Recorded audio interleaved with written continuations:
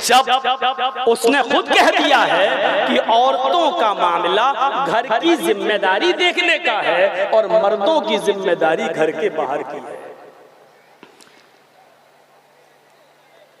मेहनत मर्द करेगा, मजदूरी मर्द करेगा, रिक्शा मर्द चलाएगा, मिस्त्री गिरी का काम मर्द करेगा, खेत मर्द जोतेगा, सारे काम बाहर के मर्द करेगा।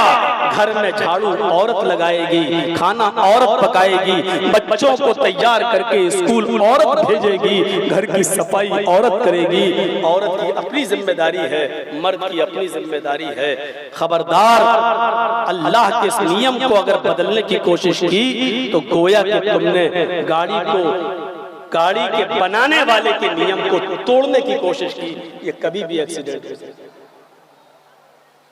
और नाम क्या दे रहे हैं आप? नाम क्या दे रहे हैं? औरत को मुसलमानों ने, इस्लाम ने घर की 4 दीवारी में कैद कर दिया। तसव्वुर करो। मैं पूछता हूं कि तुमने औरत को कितनी इज्जत दी आजादी निस्वा के नाम पर? कितनी इज्जत दी? मैं बताऊं कितनी इज्जत दी? 2 रुपए का साबुन भी उस वक्त तक नहीं बिकता है जब तक कि उस साबुन के ऊपर आधी नंगी लड़की का फोटो न। ये आपने औरत को इज्जत दी। तुमने औरतों के जिस्मों से कपड़े उतारे हैं। अल्हम्दुलिल्लाह, हमने, हमारे नबी ने औरतों के जिस्मों पर कपड़े डाले हैं। फर्क इतना है। आज कोई मिस वर्ल्ड और मिस इंडिया उस वक्त तक नहीं बन सकती है जब तक कि उसके जिस्म पर सबसे कम कपड़े ना हो, और जिसके जिस्म पर जितने कम कपड़े होते हैं उसको उतना ही बड़ा अवार्ड दिया जाता है। तुमने हमारी बहनों बेटियों के जिस्मों से कपड़े छीने हैं। हमने, हमारे मज़हब ने उनके जिस्मों को ढांपा है, और जिसने छीने हैं वो आजादी का नारा लगा रहा है, और जिसने उनको इज्जत के साथ घर में रहने का सलीका सिखाया है उनको कहा गया कि तुम कैद। जरा तसव्वुर करिएगा, जो अपने घर में अपने बाप के लिए खाना बनाए वो कैद में है, जो अपने भाई के लिए खाना पकाए वो कैद में है, जो अपने बच्चों की देख रेख करे और उनकी निगरानी करे, उनकी अच्छी तालीम और तरबियत के लिए घर में रहे वो कैद में है, और जो घर से बाहर निकलकर होटलों में नौकरी करे और गैर मर्दों के लिए होटलों में बिस्तर बिछाए, ये आजादी है। तसव्वुर करो आज हमारी अक्लें कहां मारी गई हैं। जो किसी दुकान पर बैठकर कस्टमरों के साथ मुस्कुरा मुस्कुरा कर दुकान का सामान बेचे, ये आजादी है। और अपने घर में अपने बहन, अपने भाई, अपने बाप, अपने बेटों, अपनी बहनों के लिए अगर खाना पकाए और उनकी देख रेख करे तो इसको आप कहते हैं कि घर की 4 दीवारी में कैद कर दिया। आप इसको कैद कहते हैं। कैसी अक्लें फेर दी गई हैं तुम्हारी, और इन अक्लों पर कैसे पत्थर पड़ गए हैं। तो मेरे प्यारे साथियों, ये अक्ल नहीं है बल्कि उस अक्ल का हमने नाजायज इस्तेमाल किया है। कुरान इसी को कहता है, या अय्युहल्लज़ीना आमनू दुखुलू फिस्सिल्मि काफ़ा, ईमान वालों तुम इस्लाम के अंदर पूरे की पूरे दाखिल हो जाओ। ये गलती आप जानबूझ के कर रहे हैं। अपनी 20-25 साल की बहन को, बेटी को गैर मर्दों के साथ बिठा के जो आप काम करवा रहे हैं और गैर मर्दों के साथ जो ड्यूटी पे भेज रहे हैं, मुझे इस बात की परवाह नहीं है कि कल हमें बुलाओगे या नहीं बुलाओगे, लेकिन सुनना पड़ेगा। तुम्हें नहीं, तुम्हारे बाप को भी सुनना पड़ेगा। ये अथॉरिटी इस वक्त मुझे शरीयत ने दी है। तुम्हें अथॉरिटी तकरीर सुनने के बाद गाली देने की है, दे लेना जितनी चाहिए। ये अथॉरिटी मुझे है। सुनिए, ये जानबूझकर जो गलती तुम कर रहे हो ये माफ नहीं होगी।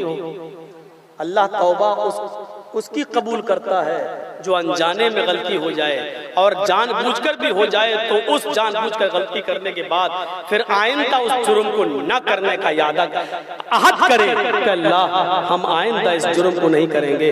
फिर अल्लाह रब्बुल आलमीन चाहे तो माफ कर दे और चाहे न करे, ये उसकी मर्जी पर मौकूफ है। आप जानबूझकर गलती कर रहे हो और फिर कहोगे हम आखिर में तौबा कर लेंगे। नीयत तुम्हारी पहले ही से खराब है। बच्चे को आपने देखा जब नर्सरी में पढ़ता है, आपका बच्चा जब केजी में पढ़ता है, नर्सरी में पढ़ता है, नर्सरी के बाद केजी फर्स्ट में आता है, फिर केजी 2 में आता है, फिर फर्स्ट में आता है, फिर सेकंड में, थर्ड में, फोर्थ में, फिफ्थ में। आपने देखा होगा जब बच्चे छोटे होते हैं तो स्कूल में जाते हैं तो छोटा सा बैग लेके जाते हैं, एक कॉपी किताब लेके जाते हैं और उनको पेन नहीं दिया जाता है बल्कि पेंसिल दी जाती है मसाले वाली, और रेजर दिया जाता है रबर। जानते हो क्यों? वो बच्चा, उसकी टीचर कहेगी मैम ए लिखो, वो कभी गलत लिखेगा, कभी सही लिखेगा, और जब वो गलती करेगा तो रेजर से उसकी गलती को मिटाकर कहा जाएगा बेटे दोबारा लिखो। फिर गलती करेगा, फिर कहा जाएगा तीसरी बार लिखो। पेंसिल से लिखने का ये सिलसिला 5th क्लास तक चलता है। बच्चा बार बार गलती करता है तो उसको मिटा दिया जाता है। जब 5th क्लास के बाद 6 में आता है तो फिर उसको पेन दे दिया जाता है, पेंसिल उससे छीन ली जाती है। लेकिन जब पेन दिया जाता है तो रेजर नहीं दिया जाता है। उसका मतलब जानते हो कि गलती करने की तुम्हारी एक सीमा थी, एक लिमिट थी, वो खत्म हो चुकी है।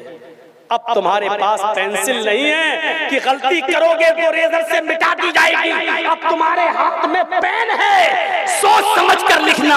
जो लिखोगे अगर गलती हो गई तो उसको मिटाया नहीं जा सकता है, ये गलती कॉपी पर लिखी रहेगी। मेरे भाइयों, अब हम बालिग हो चुके हैं, कुरान हदीस की जानकारी मिल चुकी है, हमें मालूम हो चुका है कि हमारी 10 साल 11-12 साल की लड़की जब बालिग हो जाए तो वो बेपर्दगी के साथ कॉलेज में नहीं जा सकती है, बेपर्दगी के साथ होटल में काम नहीं कर सकती है, बेपर्दगी के साथ वो लड़की एयर होस्टेस बनकर काम नहीं कर सकती है, बेपर्दगी के साथ किसी दुकान पर नहीं बैठ सकती है। और ये गलती जब तुम जानबूझ के करोगे तो सुन लो, अब हमारी बच्चियों की उम्र वो नहीं है जो खेलती थी और गिर जाती थी और हम उनको उठा देते थे। अब आपकी बच्ची बालिग हो गई है, आप बालिग हो चुके हैं। अब यहाँ पर कोई गलती करोगे तो वो मिटाई नहीं जाएगी, यहाँ कोई गुनाह करोगे तो मिटेगा नहीं।